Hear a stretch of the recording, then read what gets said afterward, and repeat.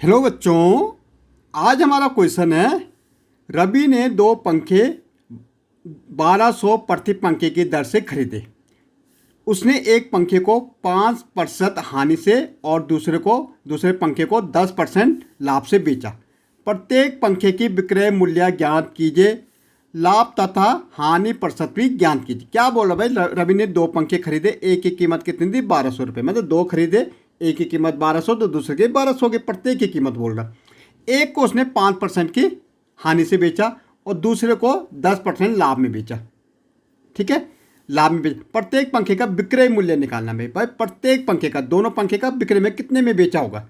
तो पहले देखो कर मूल्य। अगर हम कर मूल्य देखेंगे, कर मूल्य दोनों पंखों का, ठीक है, दोनों पंखों का तो कितना होगा भाई? एक 1200 का, दूसरा 1200 का, तो 2400 हो जाएंगे भाई। खरीदे तो दो 2400 में खरीदे। अब बेचा एक कितने में गया? 5% हानि में। ठीक है, एक 5% हानि में। माने कि हमने बोला कि हमारा क्या है?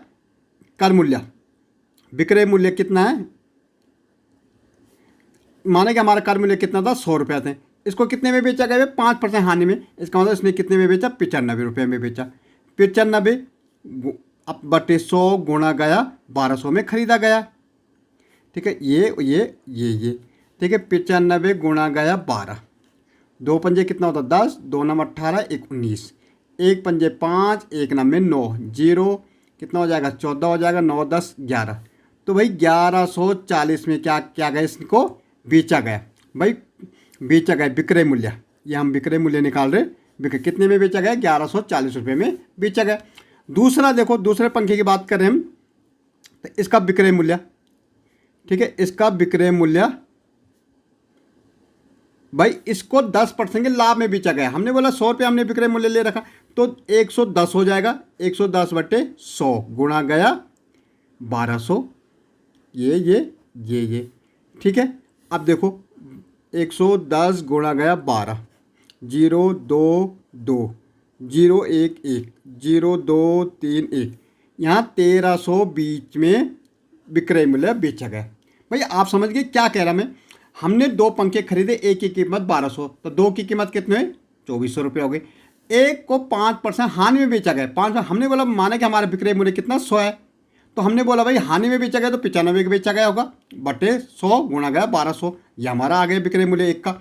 दूसरा क्या लाभ में बेचा गया? तो 100 के ऊपर क्या हो जाएगा? 10 गुणा प्लस कर दो, 110 बटे 100 गुणा गए 1200। देखिए अब दोनों पंखे का विक्रय मूल्य। अब विक्रय मूल्य कितना हो गया भाई दोनों पंखों का? तो क्या हो गया? 1140 प्लस 1320। देखो 1140 और 1320, 0 0 6 4 2, 2460 रुपये। कितने बन रहे? 2460 रुपये हमारे दोनों पंखों के क्या आया? दोनों पंखों का विक्रय मूल्य। ओके। अब भाई लाभ हुआ। लाभ कैसा पता लगा? क्योंकि विक्रय मूल्य ज़्यादा है भाई। कर मूल्य कितना है? खरीदा कितने में है? 2400 में खरीदे गए, बेचा गए 2460 रुपये में। तो लाभ हुआ भाई, कितने का लाभ हुआ? 2460 माइनस 2400 कर दो, तो कितने का हुआ? 60 रुपये का लाभ हुआ भाई। 60 रुपये का शुद्ध लाभ हुआ।